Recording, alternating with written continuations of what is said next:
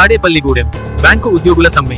Banking వ్యవస్థలో 5 రోజుల పని విధానాన్ని వెంటనే అమలు చేయాలని, ఉద్యోగులపై పెరుగుతున్న పని ఒత్తిడిని తగ్గించాలని మరియు ఖాళీ పోస్టులను భర్తీ చేయాలని డిమాండ్ చేస్తూ తాడేపల్లిగూడెం పట్టణంలో మంగళవారం బ్యాంకు ఉద్యోగులు సమ్మెకు దిగారు.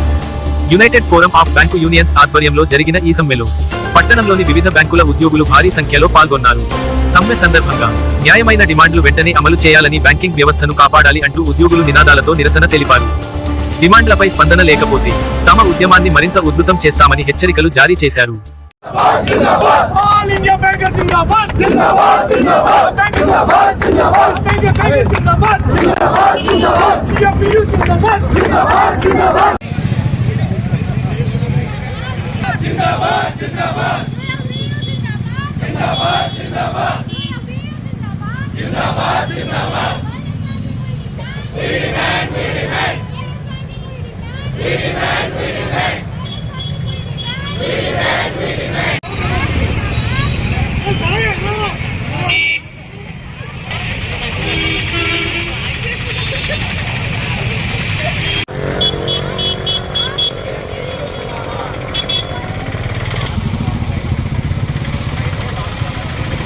ఈ రోజు మన తాడేపల్లి ఆధ్వర్యంలో ఫైడర్ బ్యాంక్ గురించి ఇలా రోడ్ మీద ధర్నా చేస్తున్నాము.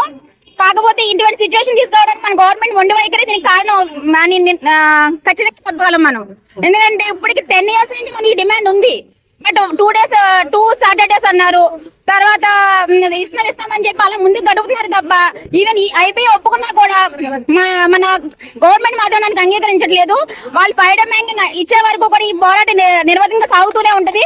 ఇందులో ఎటువంటి మా యూనియన్ అందరూ కూడా అన్ని యూనియన్ సపోర్ట్ చేస్తాయి, దీనికి తగ్గేదే లేదు దీని విషయంలో. Thank you. తాడేపల్లిగూడెంలో భారీ ర్యాలీ జరిగిందని, ర్యాలీకి ఇచ్చేసిన తాడేపల్లిగూడెం బ్యాంక్ ఎంప్లాయీస్ అందరికీ పేరు పేరున ధన్యవాదాలు. అలా మహిళా సోదరు మన అందరూ ఇంటి దగ్గర నాకైనా వచ్చినందుకు వాళ్ళకి ప్రత్యేక ధన్యవాదాలు చెప్తున్నాము. ఇలాగే మన అందరం ఏకదాటిగా చేస్తే మనం అనుకున్న పని ఏదన్నా సాధించగలం. మన తోట సూర్యనారాయణ గారు, ఎస్ఎస్ ప్రసాద్ గారు, దివ్యరాజు గారు వీళ్ళ సారథ్యంలో ఈ రోజు భారీగా జరిగినందుకు వాళ్ళకి పేరు కృతజ్ఞతలు. తోట సూర్య గారు వేరే పెద్ద భారీ మీటింగ్ ఉన్న వల్ల అటు వెళ్ళవలసి వచ్చింది. ఎస్ఎస్ ప్రసాద్ గారు ఆర్గనైజింగ్ లో ఈ రోజు అందరం ఈ సమ్మెలో పాల్గొనడం జరిగింది. అందరికీ పేరు ధన్యవాదాలు. ఇప్పుడు ఈ రోజు బ్యాంకులు కట్టిస్తానికి మా సిబ్బంది అందరం బయలుదేరి వెళ్తున్నాం. అక్కడికి రావాల్సిందిగా కోరుతున్నాం. సిటీ కేబుల్ వాళ్ళకి, మీడియా వాళ్ళకి అందరికీ ప్రైవేట్ బ్యాంకింగ్ కంపల్సరీ అవుతుందని మేము కోరుకుంటున్నాం. Bank of India, we are conducting strike from Tadepalligudem, and in 2023 the government has promised us that they are going to give a 5-day banking for our banking sector, and they never gave the 5-day banking for us. Because of that only we are going to do the strike of this, and since from morning we are doing this strike for getting a 5-day banking. And in banking sector, the employees are suffering a lot because of the pressure of the banking activities and pressure of the workload of all the employees. And due to the workload, some employees are taking their health, and it's affecting their families also. And due to this 5-day banking, if we get the 5-day banking, all the officers and all the staff members, they can stay with their family, and the pressure and the stress will be decreased from if they involved with their family, the stress will be decreased. So because of that only we are requesting the government to give a 5-day banking for all the bank employees. Because the employees, the bank employees are the army people, are surrounded by they are securing our India, but the banking people, banking staff are inside army. We are serving the people. We are requesting the government to grant a 5-day banking for us. Thank you. నా పేరు కిరణ్. నేను state bank of India staff union Amaravati circle తరఫున Tadepalli unit నుంచి ఈఎఫ్పియు పిలుపు మేరకు ఈ సమ్మెలో పాల్గొనడం జరుగుతుంది. ఇక్కడ మీరు చూసినట్టయితే ఒక విచిత్రమైన సమ్మె జరుగుతుంది. విచిత్రమైన ఎందుకు చెప్తున్నాం అంటే, మేము హక్కులు సాధించడానికి సమ్మె చేయట్లేదు.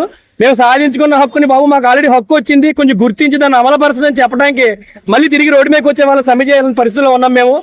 మరి ఇలాంటి పరిస్థితి బ్యాంక్ ఎంప్లాయీస్ తప్ప భవిష్యత్తు ఎవరికి ఎంత దయనీయమైన పరిస్థితి ఉండదో, సాధించుకున్న హక్కుని మేము అమలుపరచుకోలేకపోతున్నాం.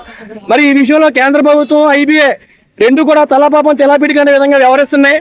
మరి మేము ఎన్నోసార్లు వినిపించుకున్నా సరే పెడచేవని పెడుతున్నాయి. మరి పెడచేవని పెడతాం గల కారణం ప్రభుత్వం ఒకవేళ బ్యాంకింగ్ రంగమే కదా, దాన్ని ఏముందని చులకన భావం, లేకపోతే బ్యాంక్ ఎంప్లాయీస్ కదా వాళ్ళేం సాధించగలుగుతారనే ఒక లెక్కలేనితనం అయి ఉండొచ్చు. ఇవాళ మేము మరి యూఎఫ్బి తరపున మేము అందరికీ చెప్పదలుచుకుంది ఏంటంటే, బ్యాంకింగ్ రంగం కేంద్ర ప్రభుత్వం మరిమరికింగా చెప్తున్నామండి. బ్యాంకింగ్ రంగం మీరు అనుకున్న చిన్నతనంగానో చులకనగానో చూసే స్థాయిలో బ్యాంకింగ్ రంగం లేదు. గత 5 సంవత్సరాల్లో 84,500 కోట్ల రూపాయలని డివిడెండ్ రూపంలో మరి లాభాలని గవర్నమెంట్కి అందించిందంటే అది ఒక బ్యాంకింగ్ రంగం వల్ల సాధ్యమైంది. దయచేసి గుర్తించండి, బ్యాంకింగ్ రంగం మీరు అనుకున్న రాష్ట్రాలు ఏమి కాదు. అదేవిధంగా మన దేశం మరి ప్రపంచ దేశాల్లో ముందుండి మరి అగ్రగామం నిలవడానికి ప్రయత్నం చేస్తుందంటే సరిహద్దులకు సైనికులు కాపలా ఎంత ముఖ్యమో దేశం లోపల ఆర్థిక వ్యవస్థ పటిష్టంగా ఉండటం మరి అంతే ముఖ్యం. మరి ఆర్థిక వ్యవస్థను పటిష్టంగా ఉంచడానికి మరి బ్యాంకింగ్ రంగం ఎంత శ్రమిస్తుందో మీకు తెలుసు. బ్యాంకింగ్ మీరు అనుకున్నంత చులకన కాదు, బ్యాంకింగ్ రంగం చిన్నది కాదు, దయచేసి గుర్తించండి. అదేవిధంగా మరి ఆర్థిక వ్యవస్థనే మరి చిన్నబంధం కాకుండా బాధ్యతకు లోబడి ఆర్థిక వ్యవస్థను నిలబెడుతున్న బ్యాంక్ ఎంప్లాయీస్ ఒకవేళ ఉద్యమం తీవ్రతరం చేస్తే నిరవధిక సమ్మెకు వెళ్ళి అదే ఆర్థిక వ్యవస్థని మరి స్తంభింపజేయగల శక్తి కూడా బ్యాంక్ ఎంప్లాయీస్ ఉంది. కాబట్టి ప్రభుత్వం గుర్తించాలి, బ్యాంకింగ్ రంగం చిన్నది కాదు, బ్యాంక్ ఉద్యోగస్తులు అంతకన్నా చేతగాని వాళ్ళు కాదని మరి ముఖ్యంగా ఈ రోజు సమ్మె ద్వారా మళ్ళీ తెలియజేస్తున్నాం. ఎట్టి పరిస్థితుల్లో